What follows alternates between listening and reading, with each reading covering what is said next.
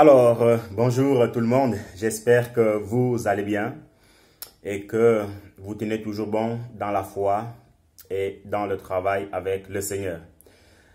Mais toujours, tu sais que je suis super content de vous retrouver puisque ça fait quasiment 6 mois que j'ai plus fait de vidéos. Voilà, ceci était en fait dû à un problème d'appareil.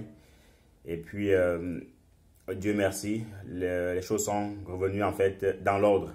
Raison pour laquelle c'est un plaisir de pouvoir recommencer ce travail que le Seigneur nous appelle à faire en tant qu'esclaves du Seigneur pour encourager, pour exhorter le peuple du Seigneur. Voilà, encourager, exhorter le peuple du Seigneur.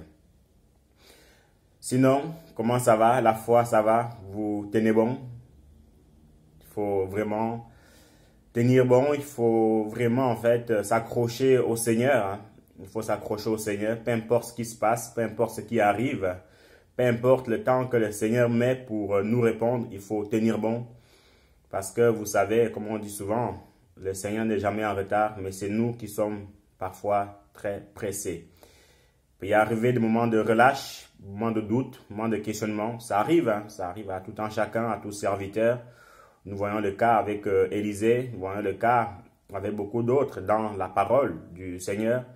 Mais ça n'a pas empêché en fait qu'ils puissent continuer leur travail, qu'ils puissent vraiment en fait continuer à tenir bon dans les choses du Seigneur. Et n'oublions pas que le Seigneur Jésus-Christ en fait revient bientôt. Certainement vous me direz, oui, ça fait longtemps qu'on dit ça, ça fait longtemps qu'on dit ça. Ouais, vous avez raison, vous avez raison.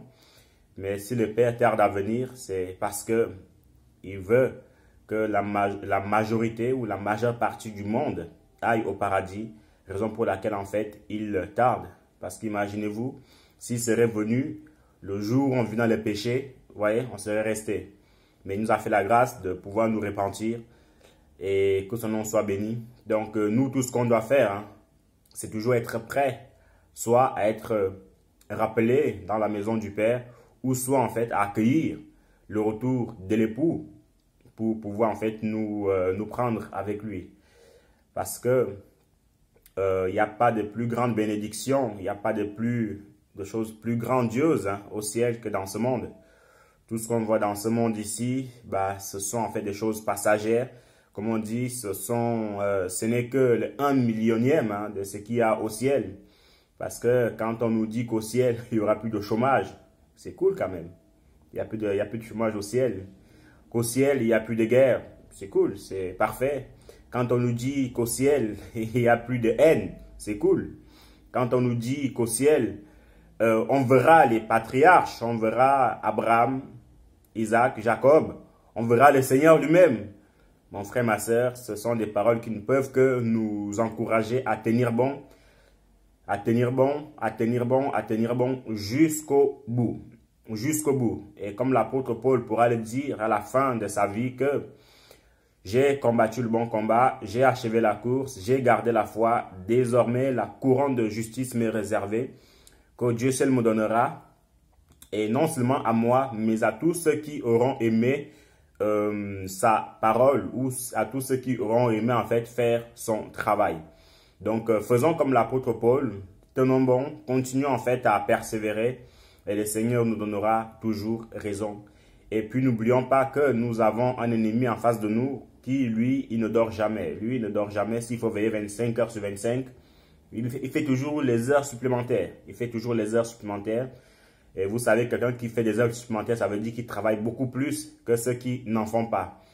Donc, lui, il nous voit de manière invisible. Nous, on ne le voit pas. On sait juste, hein, au travers de la Bible qu'il existe. Après, vous avez quelques serviteurs, c'est un serviteur à qui le Seigneur a accordé la grâce d'avoir la vision des choses, avoir en fait, comment dire, la vision de l'esprit où on peut voir en fait les agents du diable. On peut même le voir aussi, même quand on marche dans la rue et tout ça et tout ça. Le Seigneur a fait la grâce à beaucoup de serviteurs d'avoir ce don-là. Raison pour laquelle eux, ils peuvent le voir, mais nous, on ne peut que le voir, enfin, on ne peut que le savoir par les écrits, parce que la Bible dit dans 1 Pierre, chapitre 5, le verset 8 à 10, la Bible nous dit en fait que soyez sobres et veillez, car le diable rôde comme un lion rugissant, cherchant en fait qui il va dévorer. Et dévorer ici en fait ça veut dire manger avec appétit. Manger avec appétit. Donc lui, pour manger, il ne mange pas lui, il avale complètement. Et la Bible nous dit encore dans l'évangile de Jean hein, que le voleur ne vient que pour égorger, dérober et détruire. Donc il n'est pas là pour nous faire des bisous, il n'est pas là pour nous saluer la main. Son but à lui, c'est dévorer, égorger et détruire et puis repartir. Donc vous voyez déjà en fait les caractéristiques en fait d'un tel être. Ça veut dire qu'il n'est pas là pour plaisanter.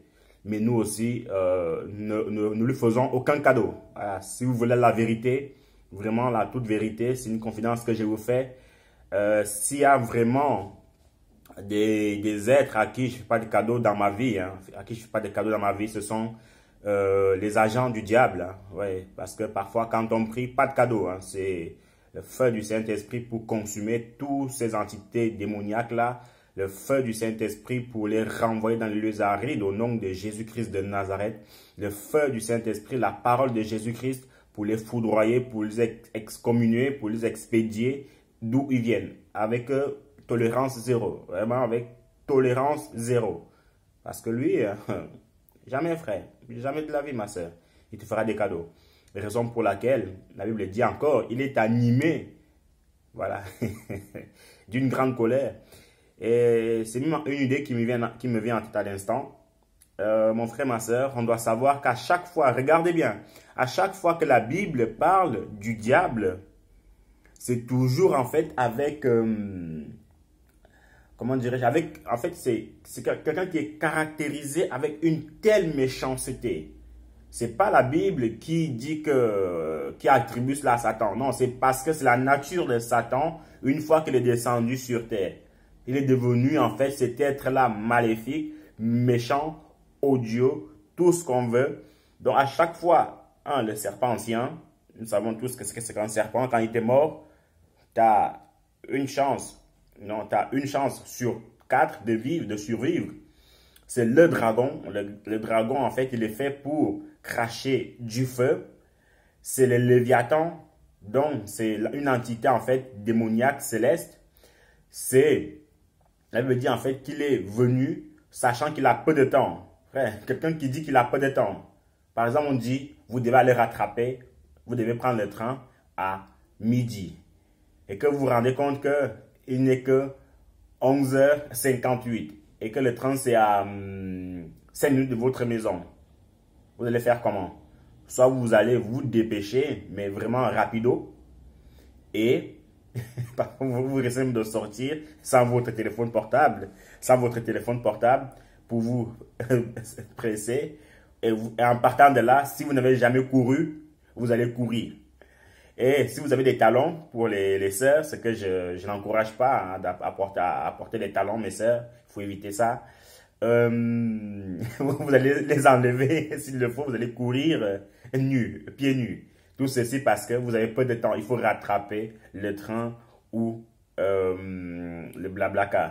Vous voyez? Donc, c'est quelqu'un en fait qui n'a pas de temps. Il est là pour amener le maximum en enfer avec lui parce que il ne veut pas que l'humanité aille au paradis parce qu'il sait ce qu'il a loupé, raison pour laquelle il veut nous entraîner avec lui.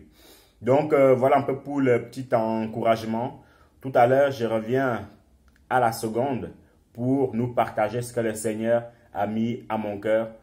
Donc, voilà, nous allons avoir entre 2 à 3 thèmes que nous allons, par la grâce de Dieu, partager en cette matinée.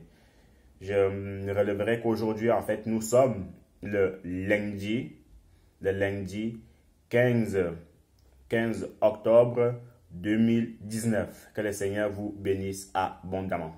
Amen. À tout à l'heure.